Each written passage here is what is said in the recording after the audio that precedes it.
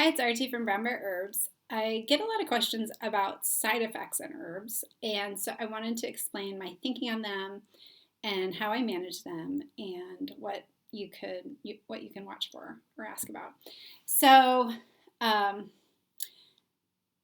I don't have many people calling with side effects or contacting me with side effects. It's more just like there's a concern about side effects, and I find that in my practice, working with myself and with other people with herbs, they come up occasionally. And I find that usually it is because you've taken it too much, meaning over a long time period. One example would be taking St. John's wort for months and then getting like a very mild sunburn because it does increase your sensitivity to the sun. Another one would be taking lobelia or take it easy smoking blend for months and then developing some like mild nausea from having a little too much lobelia. In both of those situations, I would just pause for a while, like a couple weeks maybe, depending on how much you need the medicine, and then go back with a lower dose and see how that goes. And that's worked for me many times in the past. Another example of an innocuous herb giving side effects in the same way would be raspberry leaf. Raspberry leaf is good for those canker sores you get in your mouth which is a sign of dampness. But so it's an astringent and it can help resolve those. But if you take it for too long, it will actually will cause them. So then you would just stop taking raspberry leaf for, again, a week or so, depending on if you feel like you still need it. And then you go back to it like half as often, like every other day instead of every day, or a smaller dose. And and it's not like raspberry leaf is actually, I don't think it's possible for it to actually cause you like a major harm, but that's uncomfortable. And one of the ways that people learn about herbs is by taking large doses of them or taking them homeopathically until they get a proving. So a proving is when you're healthy and you take more than you need of a substance of an herb, and then when you take enough of it homeopathically or regularly, it will show you what its medicine is, what it's good for. So by taking too much of something, you can see what it would help you with. So with the raspberry leaf, you take too much, if you're healthy, you take too much of the raspberry leaf, and then you have the canker sore, and it's like, okay, that's one thing that raspberry leaf is good for. Or you might also get like all these, raspberry leaf is good for any type of copious clear secretion, whether it's like too much saliva, eyes just tearing and like crying, like not crying, but like tearing uncontrollably, too much profuse sweat, clear vaginal secretions. Any of those raspberry leaf is good for. So if you were doing a proving of raspberry leaf, you would probably also see that and some other things too, and probably some emotional and spiritual indicators. So it could also be an indication if you're starting to have a side effect that you don't need that particular herb. Now, sometimes things happen with herbs that may be helpful or a sign that the herb is working. So like if you're taking like liver herb like dandelion, which actually the root is more for your liver and the leaf is more for your kidneys. So, but that's detoxifying you. So if you take like the root and leaf blend of dandelion, and then you start to have like some symptoms that you're maybe detoxifying too fast, like it's burning when you urinate and you don't have a urinary tract infection, then you might want to look at taking a lower dose, definitely talking to a provider like a naturopath or an herbalist, or taking a different type of liver and or kidney cleanser, because it may be that you just need a gentler one like milk thistle or beets, something that will help you get rid of that stuff without being so intense for your body. everybody's body's different and the herbs are different. So there's options. But then sometimes there are herbs that you need to keep using, or you are exposed to them on a regular basis because they are in your environment or in your workplace, your living situation or your workplace, something like that, like they're growing nearby, could be a problem.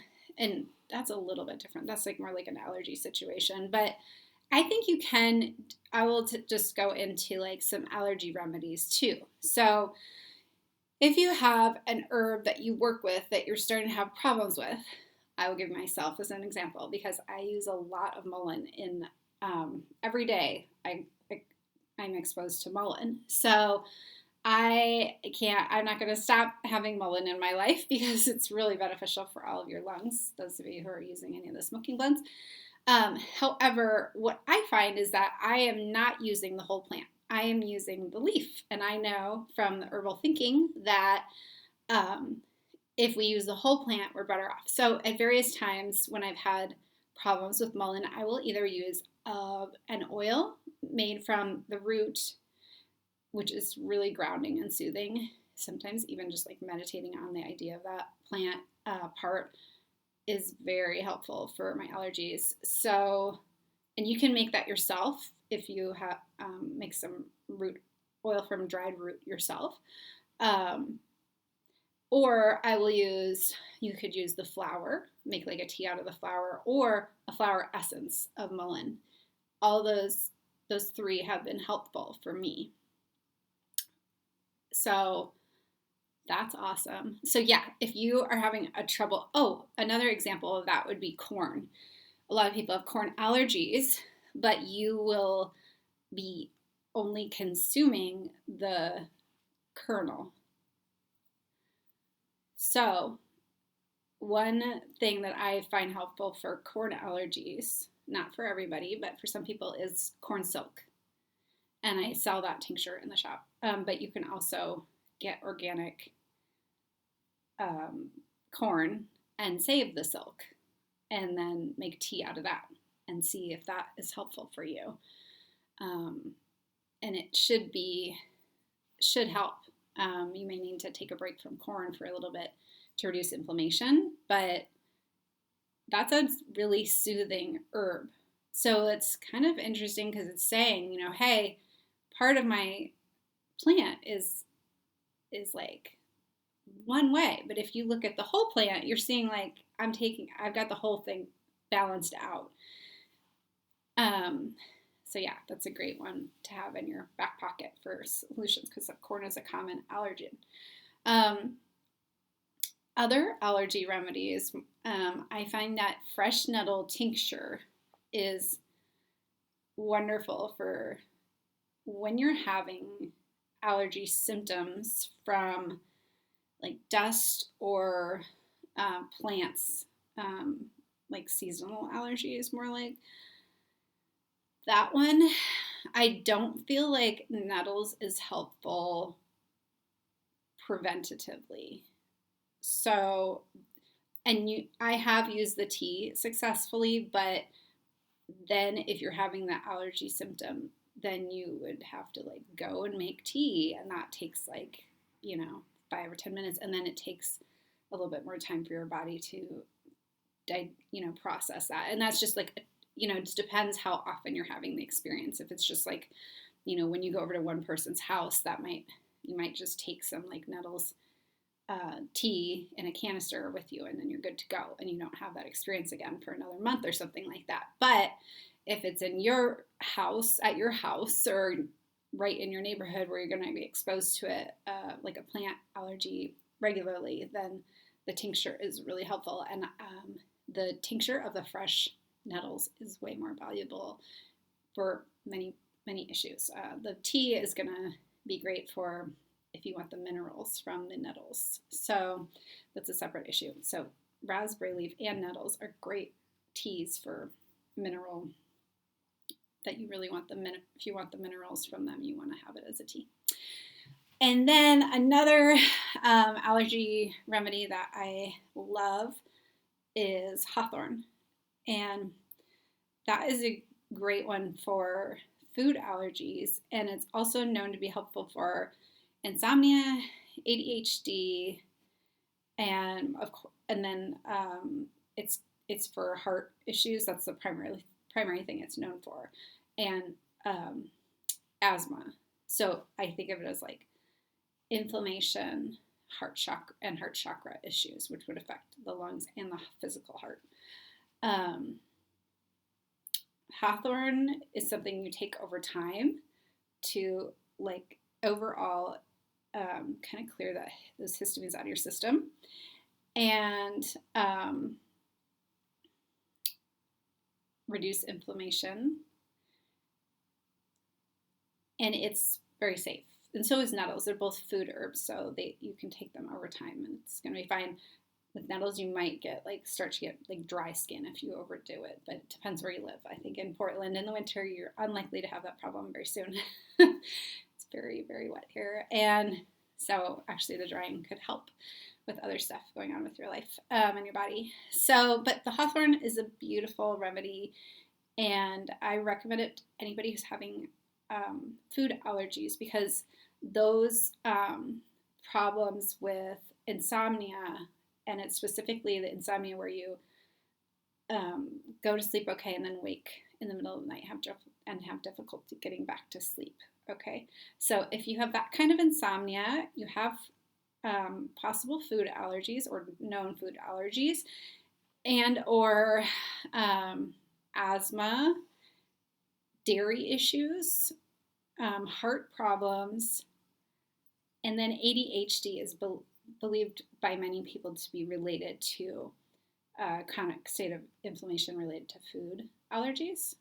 So that is why it's believed that Hawthorne is often helpful for ADHD, actually addressing your food allergies. And it may be that when you are able to calm down your food allergies, you might be able to have, once they're a little bit calmer, you might be able to see which foods are actually the most problematic for you, because it can be overwhelming if like everything you eat seems to cause problems. And food allergies show up in really, really different ways.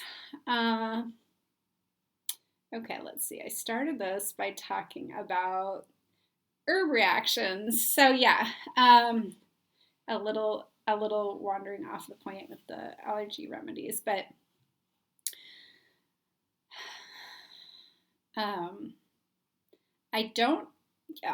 occasionally I get people who have like kind of the opposite reaction from an herb.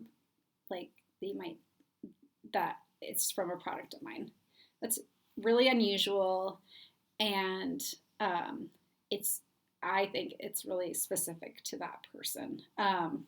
Like somebody who might take skullcap, which is very relaxing and helpful for sleeping and reducing stress, and get like energized. Or trying to think if there's been another one.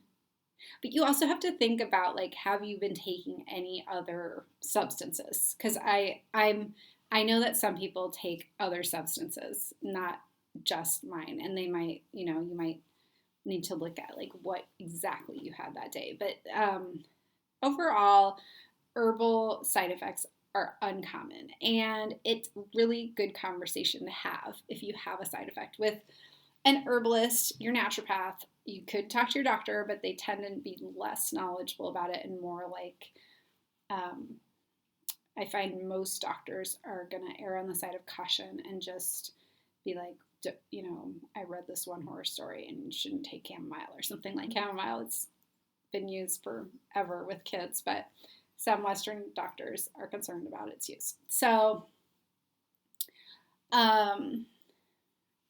if you're worried about any of the ingredients or something that you've heard, you can always check in with me. I find that the information on the internet is less helpful than reading a book on herbs or talking to an herbalist or naturopath. Naturopaths are not necessarily herbalists, so they have a wide variety of knowledge from their schooling, but they might not consider themselves herbalists, but they would have much more information about herbs than a medical doctor. Typically, side effects are uncommon with the herbs, but you can always try taking another part of the herb if you're running into prolonged exposure that you need. All right, have a good day. If you enjoyed this video, please like and subscribe and hit the bell for notifications. You can find our products at brownbearherbs.com.